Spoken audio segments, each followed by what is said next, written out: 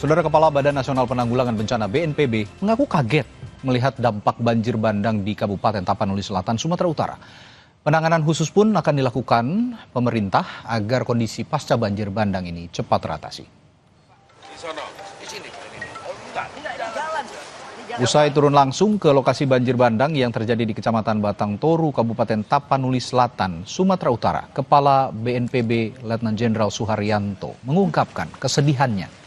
Ia mengaku kaget melihat parahnya kerusakan di wilayah tersebut akibat tersapu banjir bandang bercampur gelondongan kayu besar. BNPB juga membuka posko penanggulangan bencana di Bandar Udara Silangit, Kabupaten Tapanuli Utara. Juga kita meneteskan air mata kan melihat seperti itu penderitaan masyarakat. Memang sekarang yang masih harus penanganan khusus ya Tapanuli Tengah, Sibolga, Tapanuli Selatan akhirnya sekarang ini. Nah, Tapsel ini saya surprise begitu ya, saya tidak mengira sebesar ini. Saya mohon maaf Pak Bupati, baru kali ini. Bukan berarti kami tidak peduli begitu. Ya mungkin karena Pak Agus, Pak Yana Mora ini nggak mau terlalu membebani pikiran, jadi masih semangat terus begitu beliau. Artinya logistik dan segala macamnya masih tercover. Presiden Prabowo meninjau lokasi bencana di Sumatera melalui Bandara Raja Sisingamangaraja 12 di Silangit, Tapanuli Utara, dan langsung bertolak mengunjungi korban bencana ke Tapanuli Tengah. Kedatangan Presiden di Tapanuli Tengah disambut Kapolri Jenderal Listio Sigit Prabowo dan Panglima TNI Jenderal Agus Subianto. Gubernur Sumatera Utara Bobi Nasution dan Bupati Tapanuli Tengah Masinton Pasaribu juga hadir. Presiden saudara berkoordinasi memastikan penanganan bencana berjalan optimal. Presiden juga memastikan pengiriman bantuan pada seluruh korban terdampak.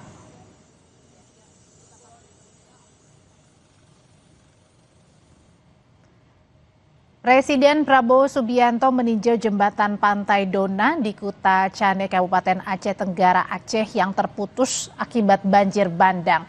Jembatan ini menjadi lokasi pertama yang dikunjungi Presiden dalam rangkaian peninjauan di Aceh.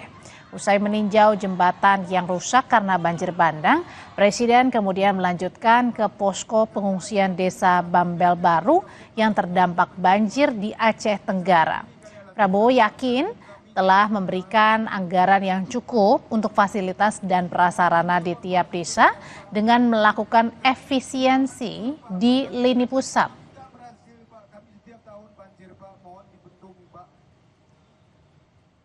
Sudah sebetulnya alokasi anggaran untuk fasilitas dan prasarana yang ada di desa-desa, kecamatan dan di kabupaten-kabupaten. Jadi alhamdulillah kita punya anggarannya.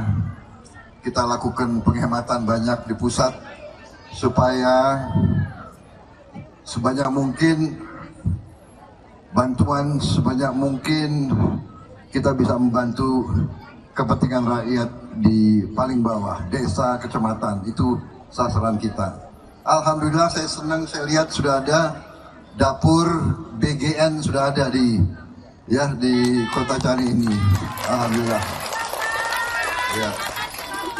Dan sebentar lagi juga kita akan buka koperasi. Sudah ada ya. Sudah mulai. Di sela-sela kunjungannya, Presiden Prabowo menyempatkan diri mendengar aspirasi dari para korban banjir dan longsor di Aceh Tenggara. Sambil duduk, Prabowo menyapa korban yang berada di tenda posko dan mendengar keluhan para korban.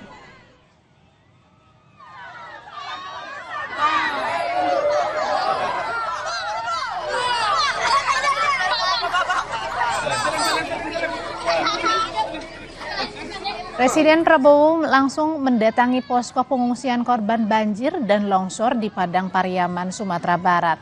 Prabowo turut menyapa korban banjir dan longsor di posko pengungsian yang mayoritas ini diisi oleh anak-anak dan perempuan. Presiden berjanji akan memperbaiki seluruh fasilitas yang rusak, termasuk rumah warga.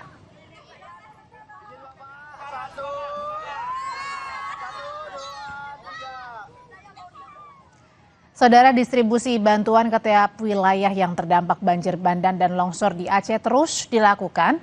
Untuk mengetahui kondisi terkini bantuan yang masuk di posko pengungsian korban banjir di PD Jaya Aceh, ada jurnalis Kompas TV Rizka Devi dan juru kamera Nova Misdayanti. Rizka, sejauh ini bantuan apa saja yang sudah didistribusikan ke korban di PD Jaya? Apakah bantuan medis ini sudah menyentuh di PD Jaya, Rizka?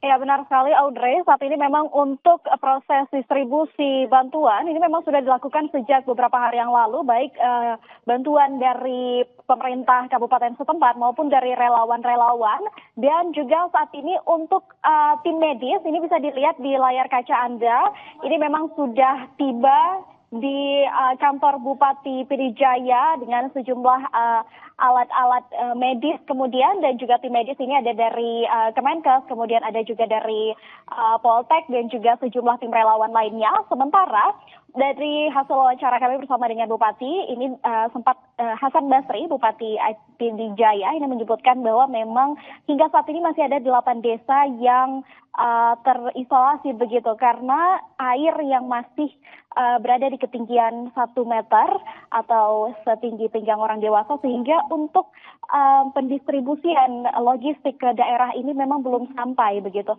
Namun untuk distribusi logistik ke 49 titik pengungsian yang berada di PD Jaya ini memang sudah dilakukan begitu untuk distribusi bahan makanan saja gitu. Dan juga saat ini memang dari informasi yang kami terima untuk di pengungsian ini masih kekurangan air bersih. Sementara juga tadi dari wawancara Wakil Bupati juga menyebutkan bahwa memang dari pihaknya meminta tenda pengungsian darurat karena memang masih banyak pengungsi yang bertahan di tempat pengungsian mandiri begitu atau di depan ruko. Sementara hingga saat ini sudah ada medis dari berbagai relawan yang sudah tiba dari kemarin dari Universitas Sekolah. Ini juga ada dokter spesialis dan dokter umum di rumah sakit daerah begitu, Audrey. Iya, lalu kemudian kan ada beberapa juga banyak warga yang kemudian masih belum mendapatkan bantuan. Bagaimana Rizka dari tim gabungan juga bisa menjangkau titik-titik yang saat ini masih belum mendapat bantuan? Singkat saja Rizka.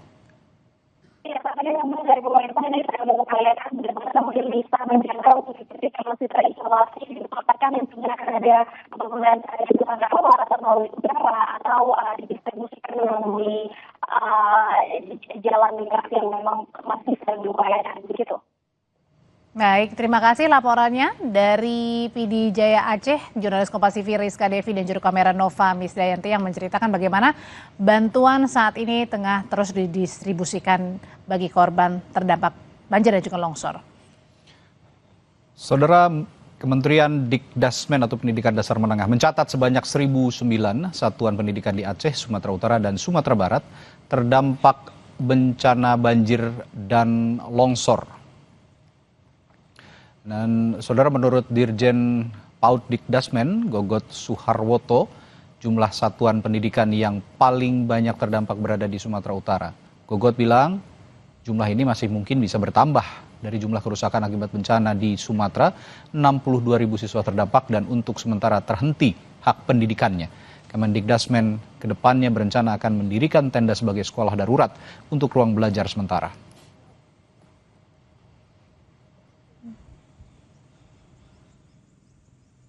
Sekolah-sekolah mereka itu apa saja yang diperlukan bantuannya. Nah, contoh tenda darurat, berapa sih yang diperlukan tenda daruratnya.